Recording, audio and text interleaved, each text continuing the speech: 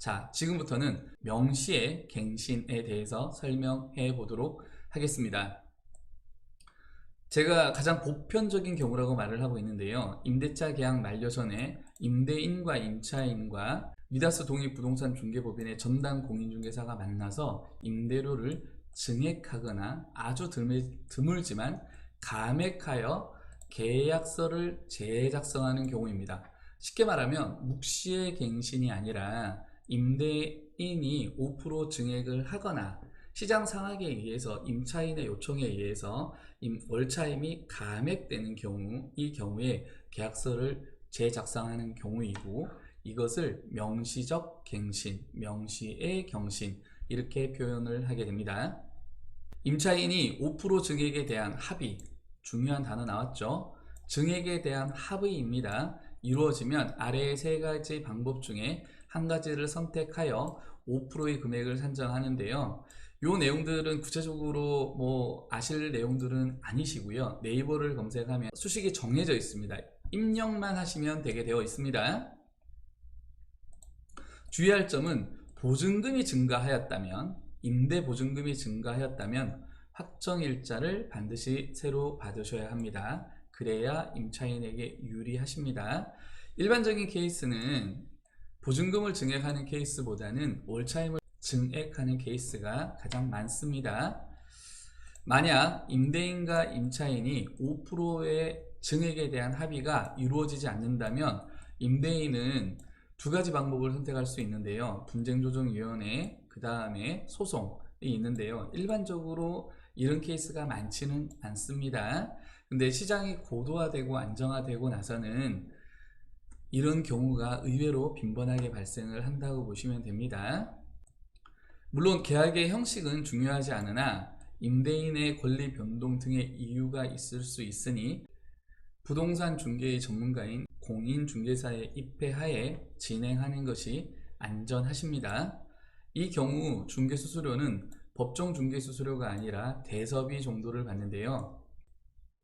상가 임대차 보호법의 환산보증금, 화성시, 동탄 테크노밸리가 포함되어 있는 화성시는 5억 4천만 원 이내입니다. 최대 5% 이내에서 차임의 증액 청구가 가능하고요. 물론 감액 청구도 가능합니다.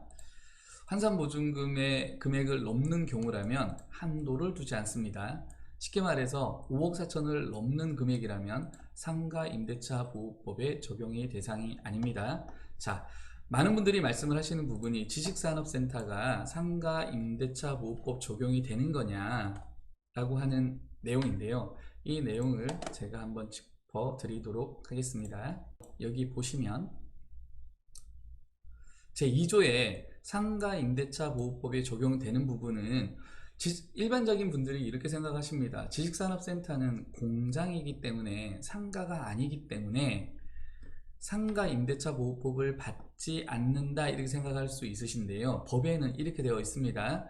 상가 건물은 사업자 등록이 대상이 되는 건물을 표현하고요.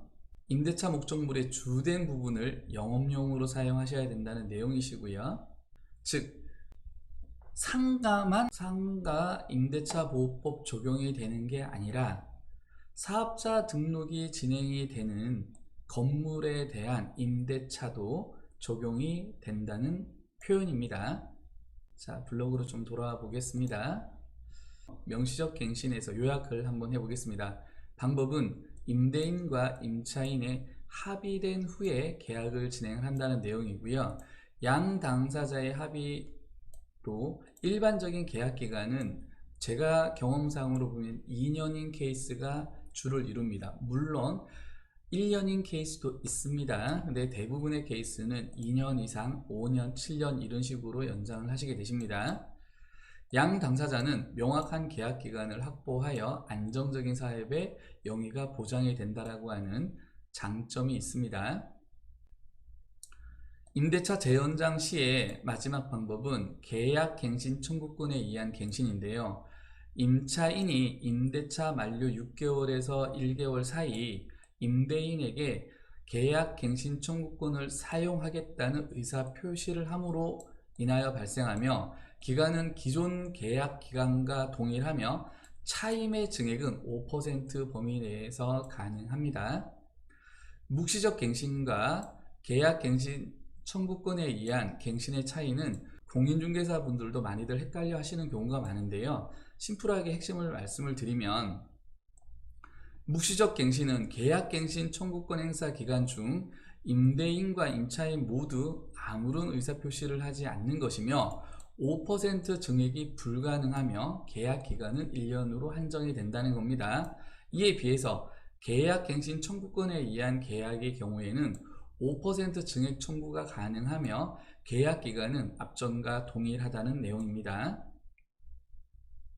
방법은 임차인이 6개월에서 1개월 전에 의사표시를 하는 것이고요. 기존 계약과 동일합니다. 상가임대차 보호법에 의해서 최대 10년까지 가능하시고요. 증액 청구 가능한 금액은 동일하게 5%입니다. 자, 정신 없으셨을 텐데요. 제가 기본적인 내용들을 설명을 좀 드렸습니다. 자, 지금부터는 Q&A, 간단한 Q&A를 좀 설명을 좀 드리고자 하는데요. 어느 임차인이 이런 질문을 하셨습니다. 임대인이 인상을 요구하게 되면 꼭 재연장 시점에 인상을 해드려야 하나요? 라고 하는 질문입니다. 상가임대차보호법 제11조에는 어떻게 되어 있냐면, 임대인의 인상을 요구할 수 있는 경우뿐만 아니라 임차인의 감액을 요구할 수 있는 경우도 함께 규정하고 있습니다. 즉, 임대인이 인상을 요구했다고 하더라도 반드시 그렇게 해야 한다라고 되어 있지 않습니다. 원칙적으로 임대료 인상은 임차인의 동의가 필요합니다. 자, 그러면 일반적으로 고금리 시대인 요즘 시대에 임차인은 저렴하게 있는 것이 이익이 되시지만 임대인 입장에서는 금리가 2%대 계시다가 현재는 6% 이상을 받는 분도 계신데요. 상당한 차익이 있기 때문에 5%라도 증액하는 것이 유리합니다. 그래서 임차인의 동의가 대부분 2년 전에 들어오셨을 때 비해서 시세가 상당히 부분 시세가 올라 있습니다. 즉, 이 임차인도 계약을 파기하고 다른 곳으로 이전을 하신다 하시더라도 현재 있는 곳에 5%를 증액하는 것보다 더 유리한 조건으로 임대차를 구하는 것이 쉽지 않기 때문에 일반적으로 많이들 동의를 하고 계시다고 보시면 됩니다. 자, 5%를 넘는 재계약 시점에 5%를 넘는 계약이 유효하냐라고 하는 건데 법적으로 무효입니다. 중도 퇴실 시에 중개 보수는 누가 부담하냐? 이게 중개 수수료에 대한 부분이 늘 민감한 이야기인데요. 만료 전에 퇴실하는 경우와 묵시에 갱신이 된 중에 퇴실하는 케이스가 있는데요. 임대차 기간 만료 전에 퇴실하게 되면 일반적으로 임차인이 부담하십니다. 두 번째, 묵시에 갱신이 되고 나면 일반적으로 임대인이 중개 수수료를 부담하시게 되십니다. 계약 만기일이 다가와서 계약 연장을 하고자 합니다. 연장 계약서와 묵시적 갱신 중에 어느 것이 더 좋은가요? 라고 되어 있는데요. 계약 조건이 바뀌었다면 무조건 계약서를 재작성해야 됩니다. 중요한 건 아까도 설명을 드렸지만 보증금이 증액이 됐다 그러면 확정일자를 새로 받으셔야 합니다. 묵시에 갱신이 되는 경우에도 저희 부동산에서는 계약서를 재작성을 하시라고 말씀을 드립니다. 왜냐하면 살아가는 일정이 바쁘기 때문에 계약 기간이 언제 끝났는지 모르게 되기 때문에 또다시 묵시에 갱신이 돼버리기 때문에요. 이 경우에는 계약서를 새로 써 두시는 것이 도움이 되신다고 말씀을 드립니다. 이런 경우에 대소료를 받는다고 하는데요. 법정 수수료를 받는 게 아니고 대필료, 대소료 이런 식으로 표현을 하시게 되죠. 대부분 10만원에서 30만원 상당으로 해결할 수 있기 때문에 이 비용은 일반적인 중개 수수료에 비해서 상당히 저렴한 금액입니다. 계약서를 재작성하기를 권해드립니다. 임차인에게 계약 만기 일주일 전에 퇴실한다는 연락이 왔습니다. 이 경우 묵시적으로 보는 게 맞는지요?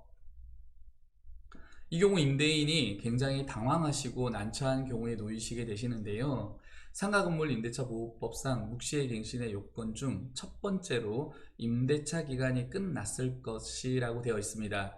결론은 묵시의 갱신으로 보지 않고 임차인은 계약 만기일에 임대차 계약이 끝나 퇴실이 가능합니다. 임차인에게 굉장히 유리하다 할 수 있죠.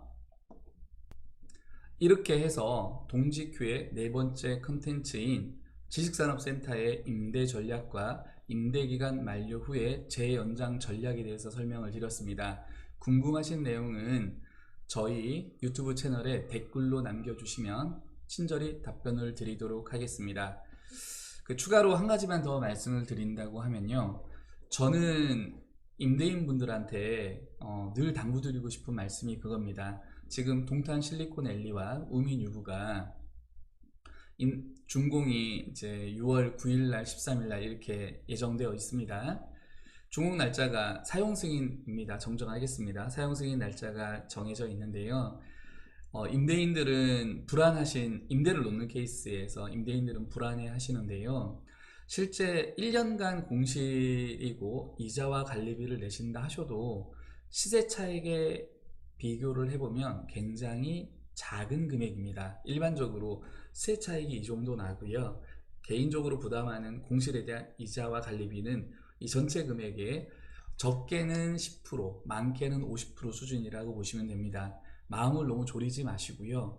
본인이 가지고 있는 다이아몬드를 돌처럼 대우하지 마시고 귀한 물건, 좋은 물건 가지고 계시니 좋으신 부동산 사장님들을 만나셔서 서로 상의하시는 과정 가운데 좋은 임차인들을 만나시기를 권해드립니다.